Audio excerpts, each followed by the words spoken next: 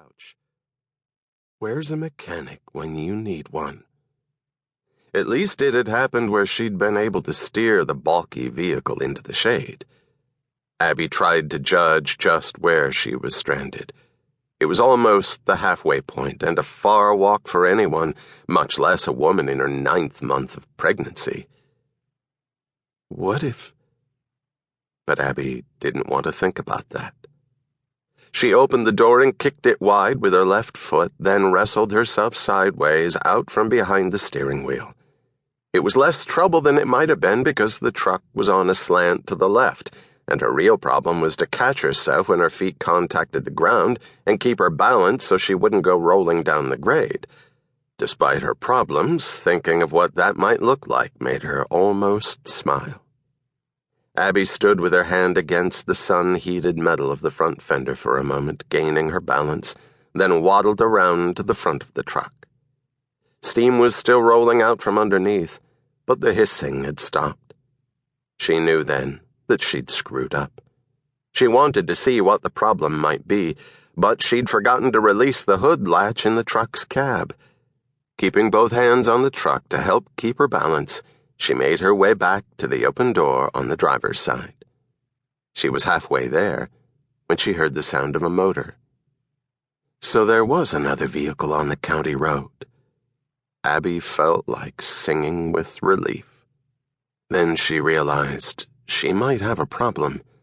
There was no guarantee the driver of whatever was coming would notice the truck pulled well off the shoulder like it was. She tried to make her way back to the roadside of the truck, all the while listening to the approaching car or truck motor getting louder. Damn. It went past her. A dusty white van with tinted windows, rocking along faster than was lawful. Its radio or cassette player had been on. Abby had heard a snatch of music as it passed. Wait. She heard music now. A rock band. Sounded like the Stones' I Can't Get No Satisfaction. Abby thought, ain't that the truth? Then she heard the motor, growing louder. She had been seen. The van was backing up. She glimpsed it between the trees, then it rolled backward around the shallow bend and slowed. It parked only a few feet from the truck. Mick Jagger shouted, I can't get no, as the van's door opened, and a heavy-set, smiling woman awkwardly got out from behind the steering wheel and slammed the door shut behind her. She was tall as well as bulky, and stood with her thick arms crossed, looking at Abby, then the truck and the puddle beneath its front bumper, then back at Abby. Her smile widened, showing bad teeth with wide spaces between them. Though badly in need of dental work, it was a kind smile, and Abby was glad to return it. Hell, the woman said, you got yourself a problem, sweetheart, but it ain't hopeless. Her voice was highly pitched, but authoritative, each word abrupt. The engine just stopped on me, Abby said, overheated. I'll say, I'm familiar with these things.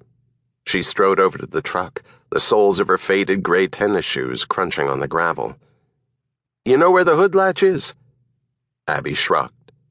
The woman went around to the driver's side door and opened it, reached inside and did something. The hood jumped upward a few inches. She slammed the truck door shut and walked around and raised the hood all the way, exposing the engine and the steaming radiator. Don't suppose you carry any water, she said. Abby shook her head no. Maybe we ought to take the cap off the radiator. It might make it cool down faster. Burn your hand, sweetheart. Maybe your whole damn arm. Gotta let these things run their course. She propped her fists on her hips and glanced up and down the road. Ain't what you'd call heavily traveled. Never is. And you, in your delicate condition, ought to be someplace out of the sun. Couldn't argue that. My name's Mildred, the woman said. Abigail Taylor. Or just Abby. You was headed for Medford? Was. I'm going that direction, just Abby. How about I drive you?